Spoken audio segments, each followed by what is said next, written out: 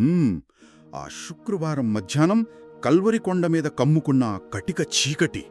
ఆహ్ దాన్ని ఒకసారి ఊహించుకుందాం.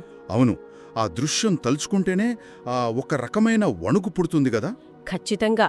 ఆ శిలువ మీద దేవుని వాగ్దానం ప్రాణం విడిచిన దృశ్యం మన కళ్ల ముందు అలా నిలిచిపోతుంది.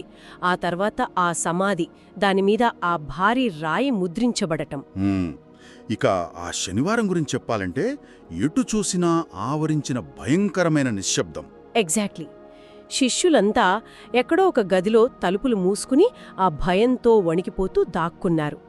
గాలి వీచే చప్పుడు కూడా వాళ్లకి ఒక మరణ భయాన్ని తెస్తోంది. అంటే ఇక అంతా ముగిసిపోయిందా, ఆ దేవుని కుమారుడు నిజంగానే ఓడిపోయాడా అనే నిరాశ వాళ్ళని పూర్తిగా కమ్మేసుంటుంది. అవునండి. ఆ శనివారం నాటి ఆ శూన్యత, నిశ్శబ్దముందే అది కేవలం చరిత్రపుటల్లోని ఒక పాత దృశ్యం కాదు. మన జీవితాల్లో దేవుడు మౌనంగా ఉన్నాడని, ఆ పరిస్థితులు చేయి జారిపోయాయని మనం భావించే చీకటి సమయాలకు అది ఖచ్చితమైన అద్దం పడుతుంది. నిజమే. అసలు ప్రతిరోజు బైబిల్ను వచనాల వారీగా లోతుగా అధ్యయనం చేస్తూ ముందుకు వెళ్తున్నాం, కానీ ఈ ఈస్టర్ సందర్భంగా కాస్త ఆగి ఈ వారాంతపు నిశ్శబ్దాన్ని విశ్లేషించడం చాలా ముఖ్యం. అవును, ఆ తర్వాత జరిగిన క్రీస్తు పునరుద్ధానం అనే మహాద్భుత సత్యం మీద మనం దృష్టి పెడదాం.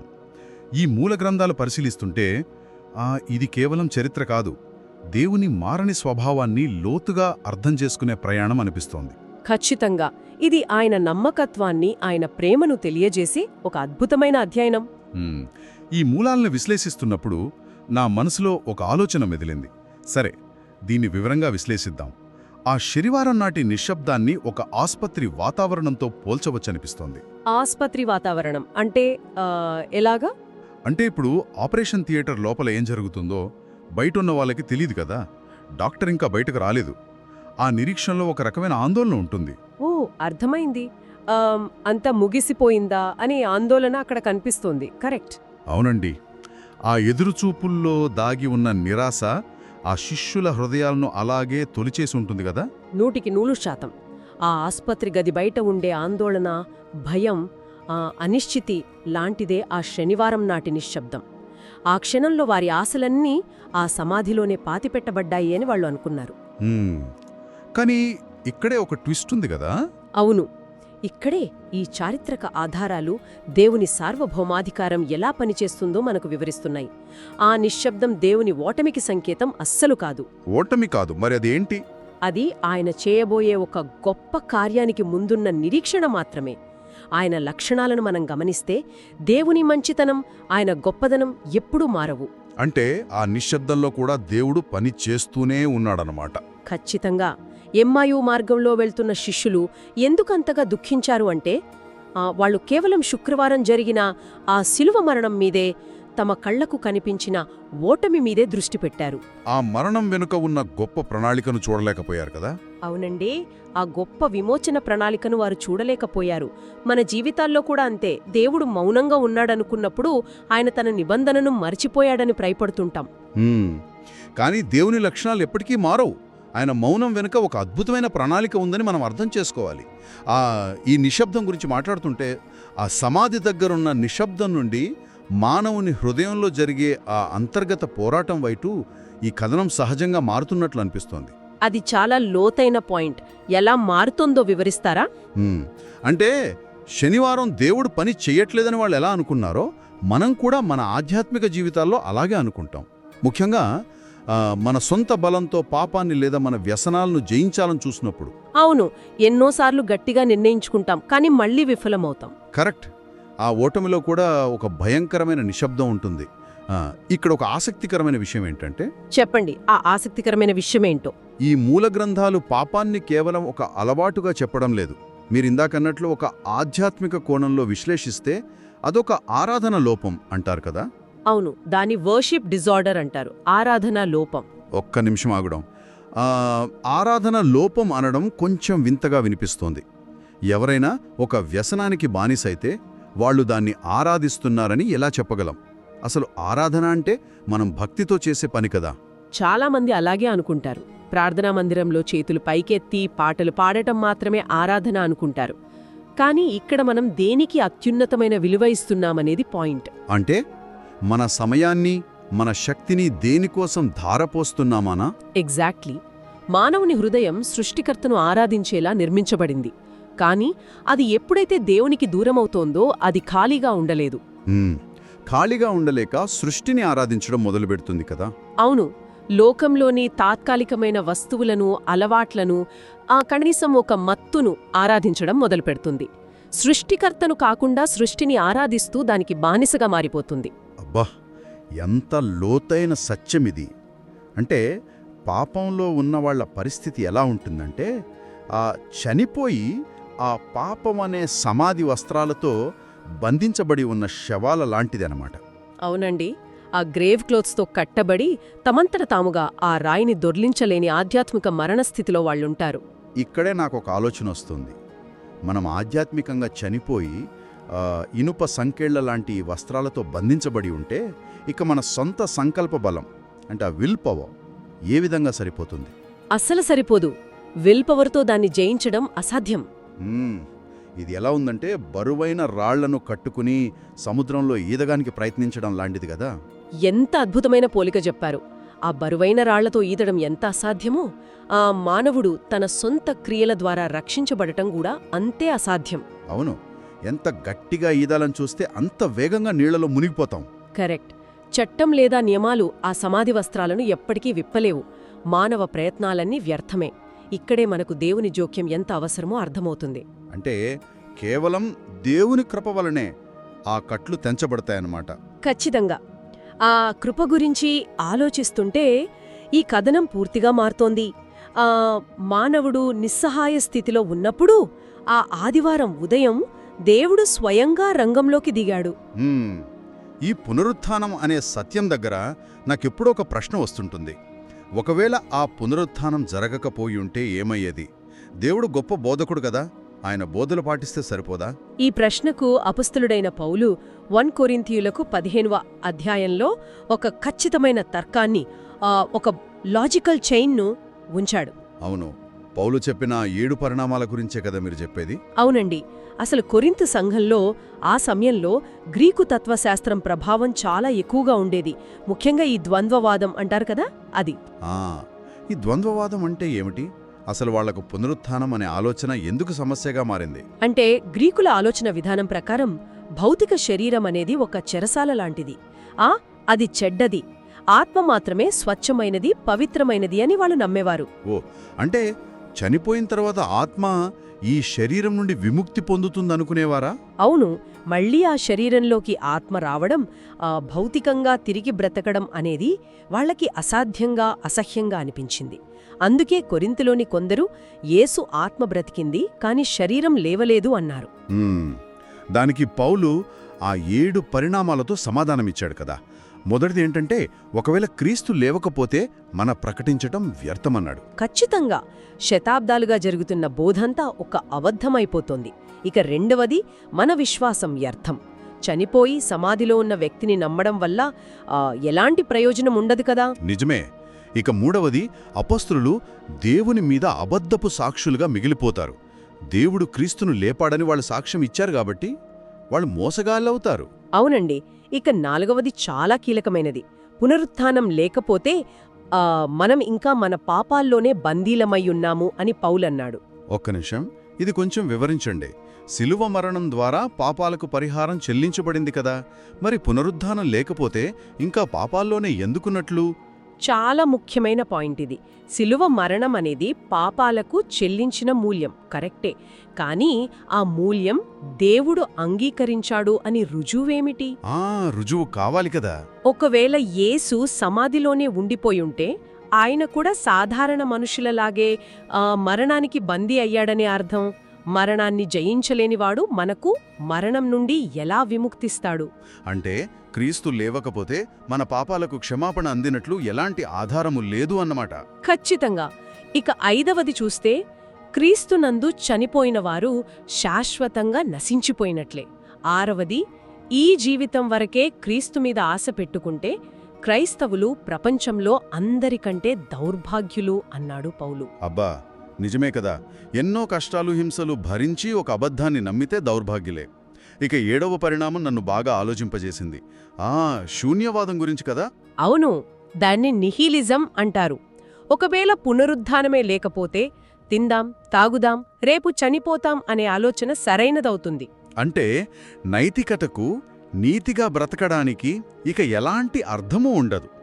ఇదంతా చూస్తుంటే ఒక విషయం అర్థమవుతోంది. పునాది కేవలం కాగితం మీద గీసిన బొమ్మైతే దానిమీద కట్టిన భవనం మొత్తం కుప్పకూలిపోయినట్లుగా ఈ పునరుద్ధానం జరగకపోతే క్రైస్తవ విశ్వాసమంతా కుప్పకూలిపోతుందన్నమాట. సరిగ్గా పట్టుకున్నారు. కాని పౌలు ఈ నిరాశలో ఎవర్నీ వదిలెయ్యలేదు. దేవుని గొప్పతనాన్ని వివరిస్తూ సత్యమేమిటంటే క్రీస్తు మృతులలో నుండి లేచాడు అని ఆయన గంభీరంగా ప్రకటించాడు. వావ్! ఆ ప్రకటనలోనే ఒక శక్తి ఉంది కదా. ఇక్కడ మనం గ్రీకు భాషలోని పదాల అర్థాలను లోతుగా గమనించాలి. పునరుద్ధానం గురించి చెప్పడానికి వాడిన గ్రీకు పదం అనాస్తాసిస్. అనస్తాసిస్. ఈ పదానికి ఉన్న ప్రత్యేకతేమిటి? ఇది ఆ గ్రీకు తత్వశాస్త్రానికి ఎలా సవాలు విసురుతుంది? అనా అంటే పైకి అని, ఆ హిస్టేమీ అంటే నిలబడటం అని అర్థం. అంటే చనిపోయిన భౌతిక శరీరం తిరిగి సజీవంగా పైకి నిలబడటం, కేవలం ఆత్మ గాలిలో తేలిపోవడం కాదు. అంటే దేవుడు తాను సృష్టించిన ఈ భౌతిక శరీరాన్ని అసహించుకోలేదు అన్నమాట. దాన్ని విడిచిపెట్టలేదు. అవునండి, ఆ శరీరాన్ని ఆయన ప్రేమించాడు, దానికి మరణం లేని మహిమను అనుగ్రహించాడు. ఇది ఆ అన్యమత తత్వశాస్త్రాలను పూర్తిగా ఓడించే సత్యం. అంతేకాదు, బైబిల్ క్రీస్తును ప్రథమ ఫలం అని పిలుస్తోంది. గ్రీకులో అపార్చే అంటారు. ప్రథమ ఫలం అంటే అపార్చే? వ్యవసాయంలో మొదటి పంట ఎలాగైతే రాబోయే పూర్తి పంటకు హామీ ఇస్తుందో అలాగేనా? ఎగ్జాక్ట్లీ. క్రీస్తు యొక్క ఈ భౌతిక అనాస్తాసిస్ భవిష్యత్తులో విశ్వాసులందరి శరీరాల పునరుద్ధానానికి ఒక తిరుగులేని హామీ. అబ్బా, భౌతిక శరీరం చెడ్డది కాదు, దేవుడు దాన్ని పునరుద్ధరిస్తాడు అనడం నిజంగా అప్పట్లో ఒక విప్లవాత్మకమైన ఆలోచనే.